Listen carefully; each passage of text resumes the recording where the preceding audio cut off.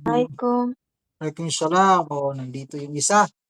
Dito na sila. Ustad, pwede magsalam na ako, Ustad. Sige, magsara ka. Sige. Okay. Okay, kay Gani, puri kapasad ko. nyapan ka pasaran ka. Mapia. Hmm. Okay. Siyempre, pareho tayo ng oras kaya sa Pilipinas tayong dalawa, di ba? Uway Okay. ba? Sige, bali ito. Magsisimula tayo dito sa nunus sa kinawat tanwin. Ito yung tinatawag na letra ng idhar, huruful idhar. Ito yung huruful ikhfa. Ito yung huruful idgham, bigunna at saka idgham na bilagunna, itong dalawa. Ito naman yung huruful iqlab, nag-iisang letra. Kung mapapansin mo, ang mga bawin na ganyan, mga tanwin, at saka nun na ganyan, ay kapag babangga sila, unahin talaga natin yan eh.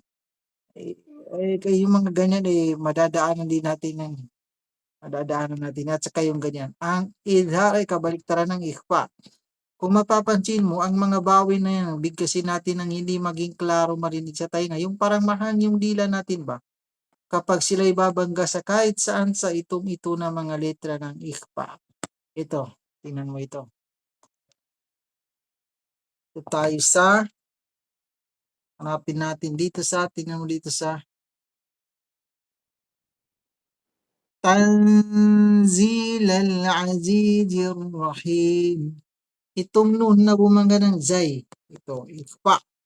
Hindi ko sinabi, kapag sabihin mo ito na tanjilal, ay dumikit ang dila mo. Kailangan ganito. Tanzilal azizir rahim. Sige nga, bigkasin mo, sige. Bigkasin mo. Sige. Sige. Mapakal ka sa kuana aba sa ustad. Di ko gay ka kuana ina na kuana. Sige dito. Sige. Punta sa abas. Dito talaga sa abas. Kagi na adun kopya ko lo.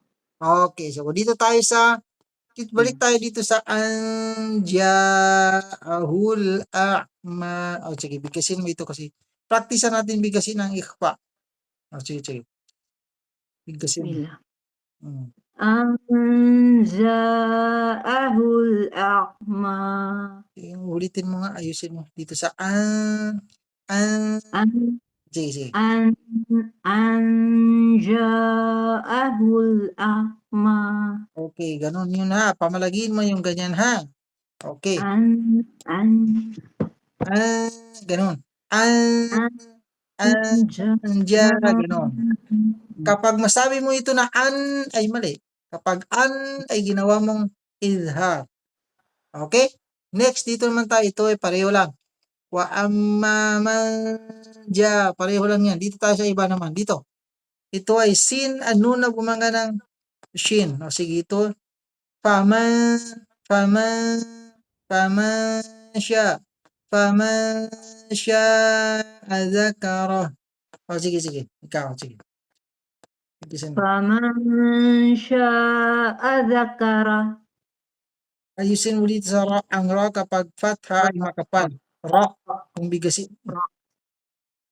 Azakara. Gawin mo dito sa last na. Faman sya'a dzakara.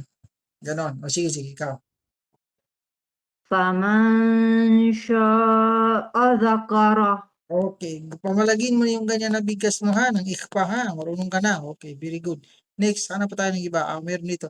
Ito naman yung halimbawa ng iklab. Hindi lang ang iklab ay ang naisulat lang dito, nakita natin ay nun na bumangga ng ba. Hindi lang nun, kahit anong letra. Basta may mim na maliit sa taas niya o di kaya sa baba niya ay iklab, babangga ng ba. Yan siya. Ano ba yan? Ito ay meme mismo siya, meme.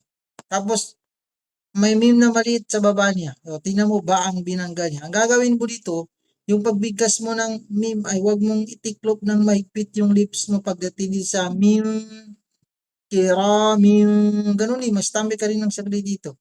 Kiramim barara. Kiramin barara. Ganun. O sige, bigasin mo. Kiramin barara. Okay, ganun yung halimbawa ng iklab ha. Iklab, huruful iklab. Yan, ganyan. Okay, balik tayo dito. O sige, manood ka muna, Fatima ha. Kay mamaya ikaw naman ha. Okay, balik tayo dito sa, hanap tayo ng iba. Dito, may ipakita natin yung, ito naman yung halimbawa ng izhar. Tingnan mo ang izhar at kabaliktaran ng ikhfa. Tingnan mo, tanwin bumangga ng kha. Ito ay bigkasin mo ito ng min nutfatin khalaqahu faqaddara. Huwag mong sabihin ito nutfatin. Huwag mong sabihin natin. Mali kapag gano'n. Sige, sabihin mo. Min nutfatin khalaqahu faqaddara. Sige. Ikaw. Min nutfatin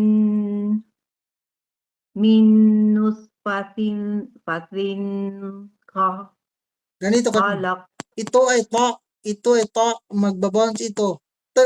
Minut. Ganon.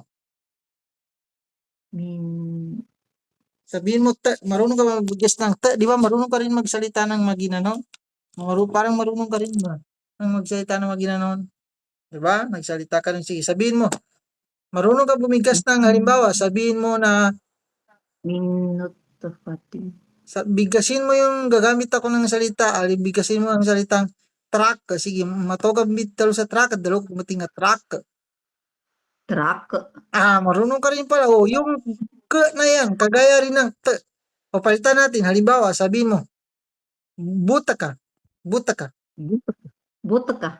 Marunong ka rin pala. Yung words na t doon sa buta ka, yung t ay gamitin mo dito sa minute.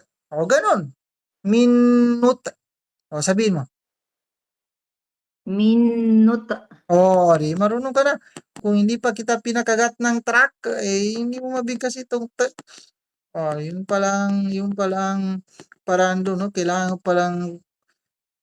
nga pa rin makabuti sa truck, buta ka. Yung t na yun, yan siya. Yan. Alam mo na. Okay? Min nutfatin. Sige, sabihin mo. Min nutfatin. Tingnan mo. Tama. Tingnan mo, marunong ka na bumigas ng t ng kalkala. Marunong ka ng t. Kailangan pa dinaan natin sa kagat para mabigas mo. Ito. Tuloy. Min nutfatin khalaqahu faqaddara. Sige. Min nutfatin khalaqahu faqaddara. Basta kapag ang idhar, wag kang magtambay dito ha. Wag kang magtambay dito. Saglit lang. Sabihin mo na tin khalaqahu. Min nutfatin khalaqahu faqaddara. Ganon. Sige. Min nutfatin khalaqahu faqaddara. Okay, very good. Pati yung kha, marunong ka na mabigas ng kha. Bihira lang sa balik Islam na makakabigas ng ganyan. Ikaw, nabibigas mo na. Okay, very good ka na. Okay na yun. Tama na yun sa'yo. Kaya at least na ipaliwanag ko na. Next, dito naman, lipat naman ako. Dito naman sa kay Fatima. Ikaw naman, Fatima. Beginner 3 ata ito si Fatima. Try natin. Baba ko rin sa. Yes. Pwede na. Kita tapos ka na. Sige, ikaw, Fatima. Sige, Fatima. Open mic mo, Fatima. Alaikum salam. Sige.